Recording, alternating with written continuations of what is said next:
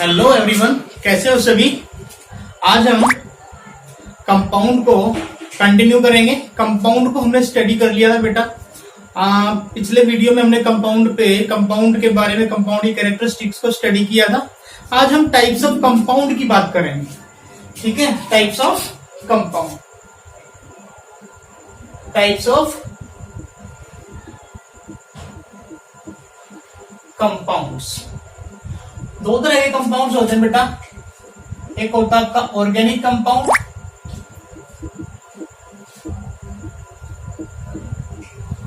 एक होता है आपका इनऑर्गेनिक कंपाउंड। इनऑर्गेनिक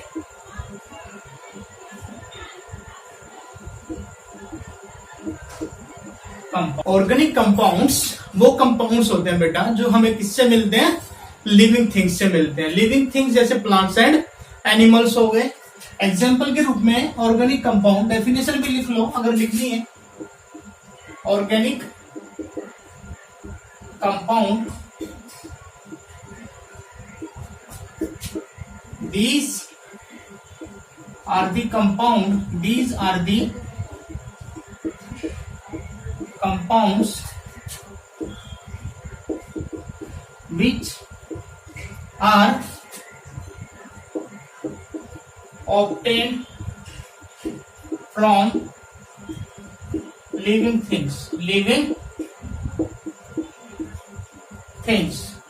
वो कंपाउंड्स हमें किससे मिलते हैं बेटा? Living things, that is plants and animals. ऐसे कंपाउंड को हम बोलते हैं कॉल्ड ऑर्गेनिक कंपाउंड। क्या बोलते हैं बेटा? Organic compound. Example carbohydrates is an inorganic compound. जितने भी ऑयल्स है inorganic compound, oils, fats etcetera, ये सारे के सारे कंपाउंड कैसे बेटा? Organic compound. Inorganic compound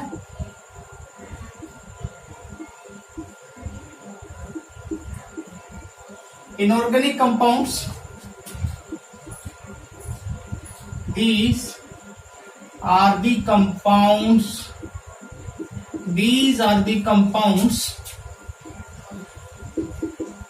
which are obtained from non living things। किससे मिलते बेटा हमें? Non living things. एग्जाम्पल जैसे बेटा कॉमन साल्ट हो गया। Common salt is an inorganic compound. Gypsum हो गया, ठीक है, and washing soda etcetera. Washing soda etcetera. Common salt का तो फॉर्मूला पता है सबको, NaCl। जिप्सम का पता है CaSO4 डॉट 2H2O, है ना। और वॉशिंग सोडा का Na2CO3 डॉट 10H2। ठीक है, जिप्सम साल्ट हो गया, इप्सम साल्ट हो गया। वो सारे के सारे कंपाउंड कैसे हैं बेटा? Inorganic compound. तो ये था बेटा आपका कंपाउंड का सेशन हमारा खत्म हो चुका है। पीछे मैंने बताया था कि कंपाउंड, इस कंपाउंड में जो कंपाउंड आपका जिन कॉन्स्टिट्यूएंट से बनता है वो कॉन्स्टिट्यूएंट्स किस में होते हैं? फिक्स प्रोपोर्शंस में होते हैं, ना। Compounds which are obtained by the combination of elements in a fix proportions. Elements जब आपस में कंबाइन होते हैं, और किस में कंबाइन होते हैं बेटा? एक फिक्स रेशियो में कंबाइन होते हैं। जब भी फिक्स रेशियो में कंबाइन होंगे तो आपका क्या बनेगा? कंपाउंड्स बनेगा, है ना। और मैंने कैरेक्टरिस्टिक्स भी बताई थी। जिन कंस्टिट्यूएंट से आपका कंपाउंड बनता है उस कंपाउंड की जो भी प्रॉपर्टीज होंगी वो उसके कंस्टिट्यूएंट से एंटायरली डिफरेंट होगी, है ना। क्लियर। और आपको ये भी पता है आप कंपाउंड्स कंपाउंड में उसके जो कंस्टिट्यूएंट्स हैं उनको किसी भी फिजिकल मेथड से सेपरेट नहीं कर सकते। ये दो कैरेक्टरिस्टिक्स बताई थी, ठीक है। एक वो भी हो गई थी बेटा इन फिक्स प्रोपोर्शन। सो ये थी कंपाउंड्स की टाइप्स। आज हम बात करने वाले हैं बेटा मिक्सचर के बारे में। मिक्सचर ठीक है।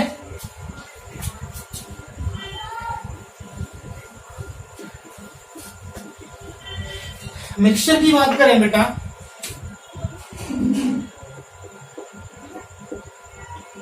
मिक्सचर आप लोगों को पता है, मिक्सचर जब दो या दो से ज्यादा कंपाउंड्स आपस में, प्योर सब्सटेंस आपस में ऐड होते हैं, ठीक है, वो किसी भी प्रोपोर्शंस में ऐड हो सकते हैं। जैसे आपने एक प्योर सब्सटेंस आपके पास वाटर है, एक प्योर सब्सटेंस आपके पास शुगर है, ठीक है। मान के चलो मेरे पास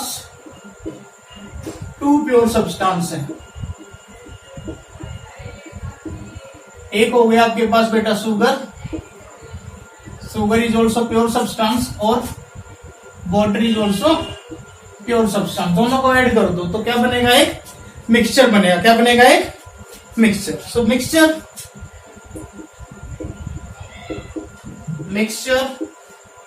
is a form of matter. Mixture भी क्या बेटा, मैटर की ही फॉर्म है, इन विच 2 or more substance are combined in any proportions। इसमें जो आपका 2 या 2 से ज्यादा pure substance, 2 or more pure substance लिख लो, pure substance are combine in any proportion. मतलब जब भी आपका मिक्सचर फॉर्म होगा बेटा, ठीक है, इसमें क्या होगा, 2 या 2 से ज्यादा सब्सटेंस आपके कंबाइन होंगे, और किसमें कंबाइन होंगे, किसी भी प्रोपोर्शन। वाटर के अंदर कितना भी शुगर डाल दो तो क्या बनेगा, आपका एक मिक्सचर बनेगा, ठीक है। क्या बनेगा, mixture. In a mixture the components does not lose their identity,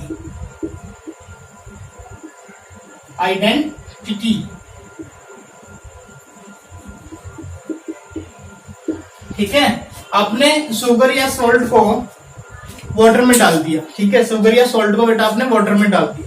sugar पहले भी मीठा था, वो वाटर को भी क्या कर देगा, मीठा कर देगा। नमक है, नमक को वाटर में डाल, वैसे भी नमकीन है, ठीक है, वाटर में डालने के बाद वाटर को भी क्या कर देगा, नमकीन कर देगा। मतलब यहाँ पे ये है बेटा कि मिक्सचर में जो कंपोनेंट्स होंगे, ठीक है, वो कंपोनेंट्स अपनी आइडेंटिटी को लॉस नहीं करते, ठीक है। मतलब शुगर है, शुगर अपनी आइडेंटिटी लॉस नहीं करेगा, वाटर की अपनी आइडेंटिटी लॉस नहीं करेगा, ठीक है। एंड the components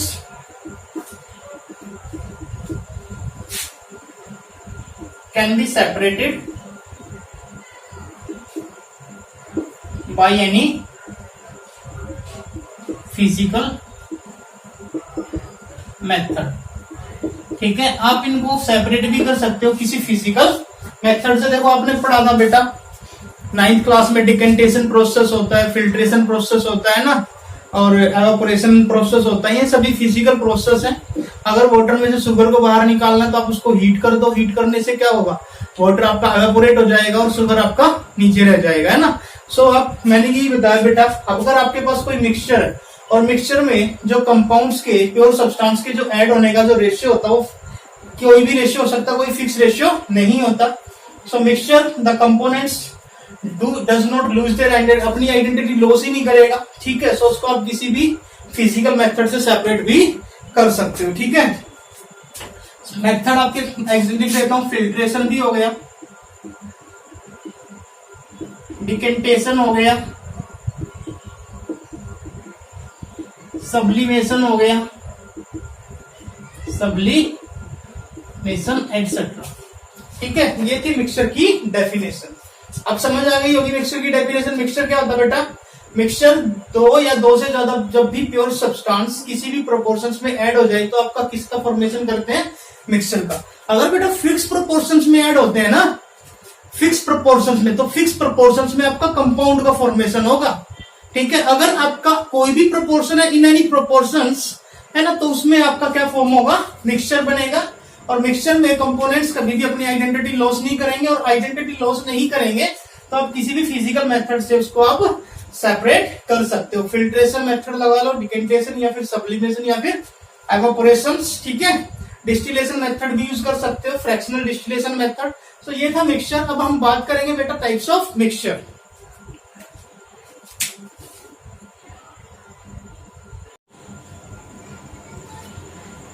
मिक्सचर में एग्जांपल देखो बेटा, जैसे एयर भी एक मिक्सचर है।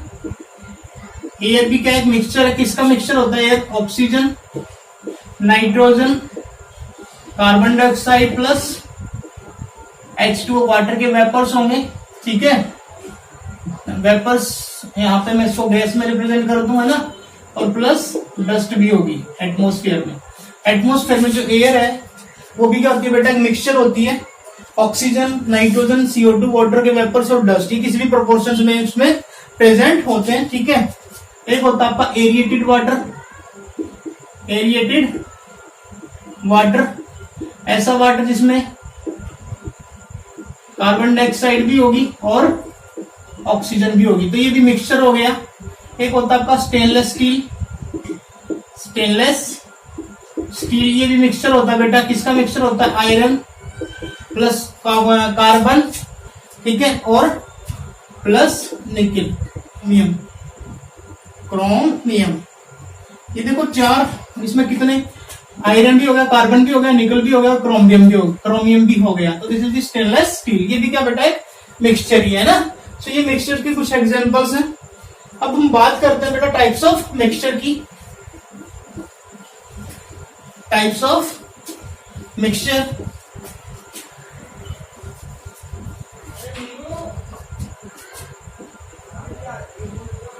टाइप्स ऑफ मिक्सचर, दो तरह के मिक्सचर होते हैं बेटा। एक तो होता आपका होमोजीनियस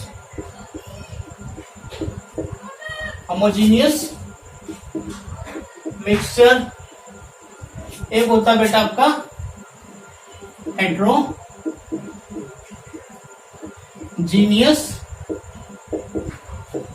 मिक्सचर। होमोजीनियस मिक्सचर जो कंपोनेंट्स होते हैं, कंपोनेंट्स होंगे होमोजीनियस मिक्सचर के अंदर, वो यूनिफॉर्मली मिक्स्ड होंगे, ठीक है, यूनिफॉर्मली मिक्स्ड होंगे। The components of a homogeneous are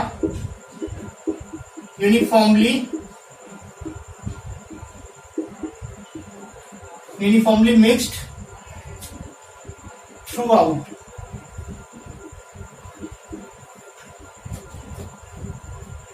ठीक है, यूनिफॉर्मली मिक्स्ड थ्रू आउट। जो कंपोनेंट्स होंगे होमोजेनियस मिक्सचर के, वो क्या होंगे बेटा? पूरे मिक्सचर के अंदर यूनिफॉर्मली मिक्स होंगे, ठीक है। आपको पता ही नहीं लगेगा कि कौन सा कंपोनेंट्स कहां पर प्रेजेंट है। जैसे कि मेरे पास शुगर प्लस वाटर है, शुगर प्लस वाटर, ये सॉल्यूशन, ये एक मिक्सचर बन गया शुगर प्लस वाटर का।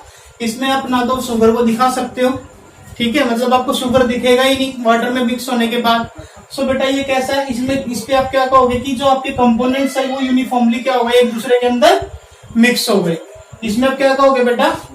जो कंपोनेंट्स हैं होमोजेनियस मिक्सचर के, वो क्या हो गए? यूनिफॉर्मली मिक्स्ड हो गए। तो इसमें आपको एक सिंगल फेज दिखाई देगा। It has only single phase. It has only single phase, single phase दिखाई देगा बेटा, ठीक है। एंड कैन नॉट बी, और जो कंपोनेंट्स हैं उनको आप एक दूसरे से डिस्टिंग्विश भी नहीं कर सकते। मतलब आप कहीं से भी कोई भी, जैसे मैंने इस कंटेनर के अंदर शुगर प्लस वाटर मिला दिया, तो यहां से आप उठा लो, यहां से उठा लो, कहीं से उठा लो, ठीक है। सबका मिक्स होने के बाद सब कैसे दिखाई, सबका स्वाद कैसा हो जाएगा? एक जैसा हो जाएगा। जैसे वाटर में पानी, आपने वाटर में शुगर डाल दिया ना, तो इसको आप कहीं से भी उठा लो, किसी भी कोने से उठा लो, इसमें शुगर हर जगह प्रेजेंट होगा, यूनिफॉर्मली मिक्स हो जाएगा। तो यहाँ सबका एक आपको सिंगल फेज दिखाई देगा, एक ही बाउंड्री दिखाई देगी, आपको सिर्फ एक ही बाउंड्री दिखाई देगी बेटा, ठीक है। सो ऐसे मिक्सचर को बोलते हैं homogeneous mixture, sugar plus water का जो सॉल्यूशन बनेगा, सो मिक्सचर बनेगा, उसको क्या कहेंगे, होमोजीनियस मिक्सचर। ठीक है। सो आप ये देख लो बेटा, इस सॉल्यूशन का जितना भी हिस्सा होगा, मैंने यही बताया कि वो इक्वली हो जाएगा। जैसे इक्वली स्वीटी हो जाएगा, जैसे शुगर प्लस वाटर, इससे एक शुगर सॉल्यूशन बनेगा। ठीक है। तो इसमें जो every part of this mixture equally sweety. ठीक है। या फिर salt plus water, every part of this mixture, salt plus water ले लोगे, साल्ट प्लस वाटर ले लोगे तो every part of this mixture equally salty हो जाएगा। ठीक है। सो बेटा होमोजीनियस मिक्सचर को हम सॉल्यूशन भी बोलते हैं। क्या बोलते हैं? सॉल्यूशन। होमोजीनियस मिक्सचर की जब बात करेंगे तो हम उसको सॉल्यूशन भी बोल सकते हैं, होमोजीनियस मिक्सचर और ऑल्सो कॉल्ड सॉल्यूशन। इसको यहां पे लिख रहा हूं, कॉल्ड सॉल्यूशन। अगर सॉल्यूशन की बात करोगे तो तुरंत क्या कहोगे बेटा, it is a homogeneous mixture. ये किसकी बात कर रहा है? होमोजीनियस मिक्सचर की। ठीक है। इसमें क्या होगा बेटा, components does not mixed together, इसमें कंपोनेंट्स आपके मिक्स नहीं होंगे एक दूसरे के साथ। जैसे कि मडी वाटर हो गया, मडी वाटर गंदा पानी है ना, उसमें वाटर और गंदगी, रेत मिट्टी अलग से दिखती है ना। ऑयल इन वाटर हो गया, ऑयल इन वाटर, ऑयल भी दिखेगा और वाटर भी दिखेगा। शुगर प्लस साल्ट हो गया, sugar plus salt,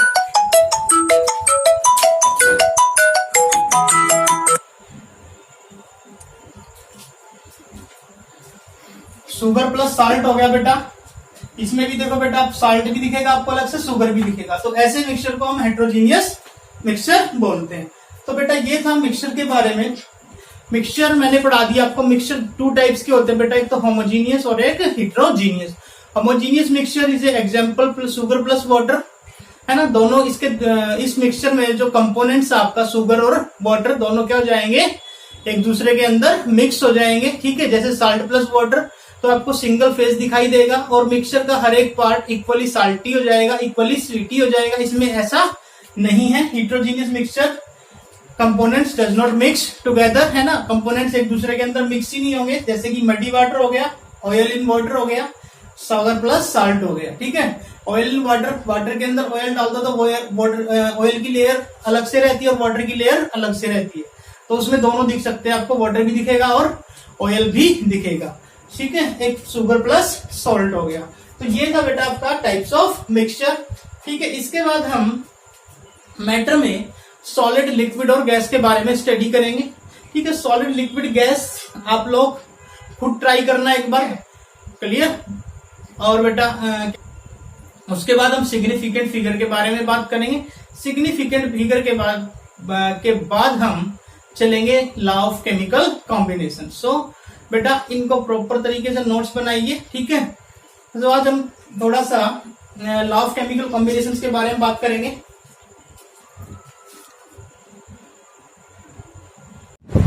law of chemical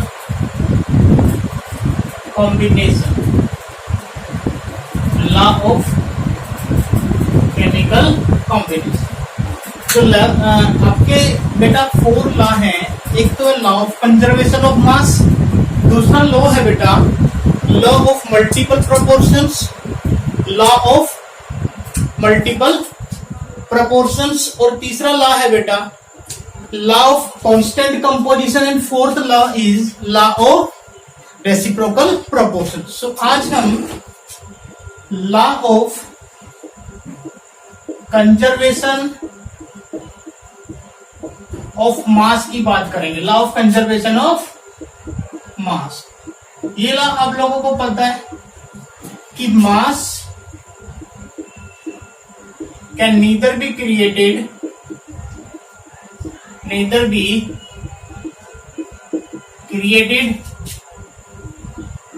nor be destroyed. मतलब मास कंजर्व होगा जब भी कोई केमिकल चेंजेज होगा इन एनी फिजिकल चेंज लगा लो, फिजिकल चेंज या फिर केमिकल चेंज। जो मास ऑफ रिएक्टेंट होगा, mass of reactant is equals to mass of product. Mass of reactant is equals to mass of product. ये लॉ कौन सा law है बेटा? Law of conservation of mass. ठीक है। सो कोई भी केमिकल चेंजेस हो, फिजिकल चेंज हो बेटा या फिर केमिकल चेंज हो, तो जो आपका मास होगा रिएक्टेंट का वो प्रोडक्ट के मास का इक्वल होगा। ठीक है। सो जितनी भी रिएक्शंस है हम रिएक्शंस को बैलेंस किस लिए करते हैं? ताकि हमारा law of conservation of mass satisfy हो जाए। ठीक है। सो जो रिएक्टेंट का मास होगा वो ही प्रोडक्ट का मास होगा। So second law of multiple proportions, law of multiple proportion. देखो बेटा, लॉ ऑफ मल्टीपल प्रोपोर्शंस ये बोलता है जब भी दो एलिमेंट्स आपस में कंबाइन होंगे तो कंबाइन होने से वो दो या दो से ज्यादा एलिमेंट्स, दो या दो से ज्यादा कंपाउंड्स का फॉर्मेशन करते हैं। ठीक है। If two elements are combined, if two elements are combined to form two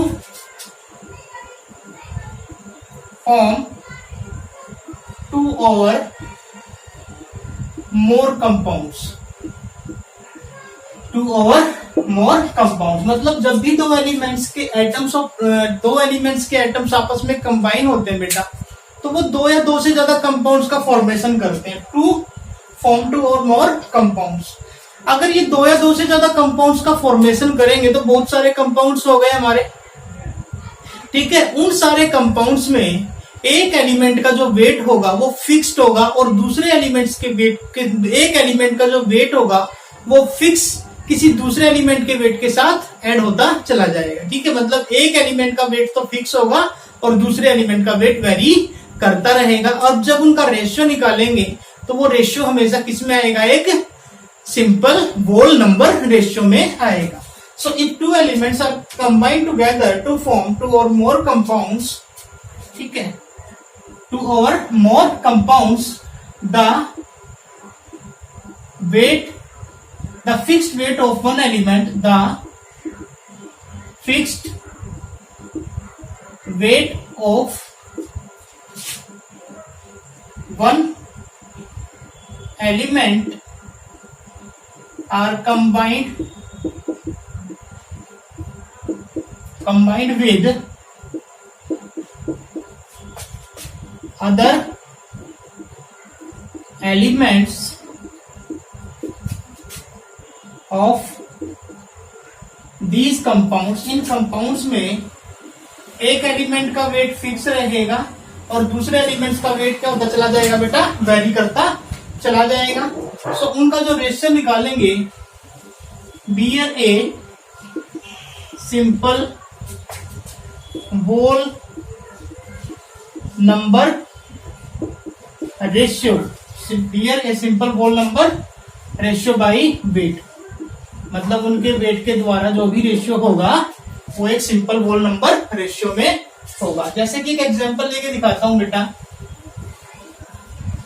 example के तौर पे मेरे पास नाइट्रोजन प्लस ऑक्सीजन है। इससे देखो नाइट्रोजन डाइऑक्साइड भी बन सकता है, सॉरी नाइट्रिक ऑक्साइड भी बन सकता है, नाइट्रस ऑक्साइड भी बन सकता है, नाइट्रोजन ट्राई ऑक्साइड भी बन सकता है, नाइट्रोजन टेट्रा ऑक्साइड भी बन सकता है और नाइट्रोजन पेंटा ऑक्साइड भी बन सकता है। ठीक है। ये सारे मेरे पास क्या हो गए? इन दोनों एलिमेंट्स के कंबाइन होने से ये कंपाउंड का फॉर्मेशन हो गया। मैंने बताया था कि दो एलिमेंट्स जब आपस में कंबाइन होंगे तो दो या दो से ज्यादा कंपाउंड का फॉर्मेशन करेंगे, जिसमें एक एलिमेंट का जो वेट होगा वो फिक्स होगा और दूसरे एलिमेंट के वेट के साथ क्या होगा बेटा, कंबाइन होगा। अगर आप उनका रेशियो निकालेंगे तो वो रेशियो क्या आएगा, सिंपल होल नंबर रेशियो। जैसे नाइट्रोजन और ऑक्सीजन है यहाँ पे, ठीक है। सो यहाँ पे देखो बेटा, नाइट्रिक ऑक्साइड के केस में देखो, नाइट्रोजन का जो वेट है वो तो 14 है, ऑक्सीजन का कितना बेटा 16, ठीक है। अगर आप N2O की बात करें, यहाँ पे इसका 28 है, यहाँ पे इसका कितना बेटा 16। अगर आप N2O3 की बात करें, N2O3 यहाँ पे इसका कितना बेटा 28 और इसका कितना हो गया बेटा 48, है ना। और अगर मैं इसका देखूं N2O3 के बाद N2O4 में नाइट्रोजन और ऑक्सीजन, यहाँ पे नाइट्रोजन का कितना बेटा 28, ऑक्सीजन का कितना हो गया 64, है ना। यहाँ पे देखो बेटा N2O5 में इसका 28 और इसका 80, है ना। तो यहाँ पे देखो बेटा, इसको अगर मैं 2 से मल्टीप्लाई कर दूं, ठीक है, 2 से मल्टीप्लाई करने पे यहाँ पे N2 है ना, तो यहाँ पे 16 ही बनेगा, ठीक है। तो 16, 32, यहाँ पे इसका 28, इसका भी 28 कर दें। अगर इसको मैं 16 कर दूं, ठीक है, ये तो 16 ही रहेगा ना आपका। और इसको मैं अगर 28 कर दूं, इसको फिक्स कर दूं, देखो यहाँ पे 28, 28, 28, 28, इसको 28, इसको भी 2, तो ये 28 हो गया और ये 32 हो गया, ठीक है। तो देखो बेटा, यहाँ पे जो नाइट्रोजन का वेट है वो तो फिक्स है 28, 28, 28, है ना। और जो ऑक्सीजन का वेट है वो क्या बेटा वेरी करता जा रहा है ना। यहाँ पे ऑक्सीजन 16, यहाँ पे 32, यहाँ 48, यहाँ 64, यहाँ पे 80।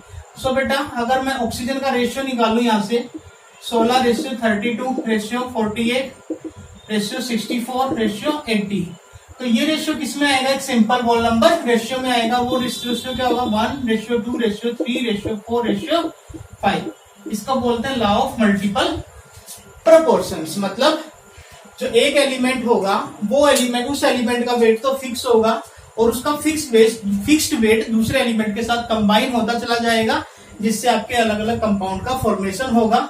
और जो दूसरे एलिमेंट का वेट होगा वो किसमें रहेगा, एक सिंपल होल नंबर रेशियो में रहेगा, ठीक है। किसमें रहेगा बेटा, सिंपल होल नंबर रेशियो में रहेगा। और किसके द्वारा रहेगा बेटा, बाई वेट से रहेगा। सो ये था लॉ ऑफ मल्टीपल प्रोपोर्शंस। तो लॉ ऑफ मल्टीपल प्रोपोर्शंस में आप एक एग्जांपल और ले सकते हो बेटा, इसको देख लो, स्क्रीनशॉट ले लो, ठीक है। कार्बन प्लस ऑक्सीजन के मिक्स होने से, कार्बन प्लस ऑक्सीजन के ऐड होने से आपका कार्बन मोनोऑक्साइड भी बनता है, कार्बन डाई ऑक्साइड भी बनता है। सो कार्बन और ऑक्सीजन, पहले आप CO का केस देख लो, यहाँ पे कार्बन 12, यहाँ पे ऑक्सीजन 16। इस CO2 में देख लो, यहाँ पे कार्बन 12 और यहाँ पे ऑक्सीजन 32, ठीक है। सो ये तो वेट फिक्स है बेटा, है ना। और ये वेट किसमें कर रहा है बेटा, वेरी कर रहा है, ठीक है। सो ये जो रेशियो आएगा इसके वेट का किसमें रहेगा, सिंपल होल नंबर रेशियो में रहेगा।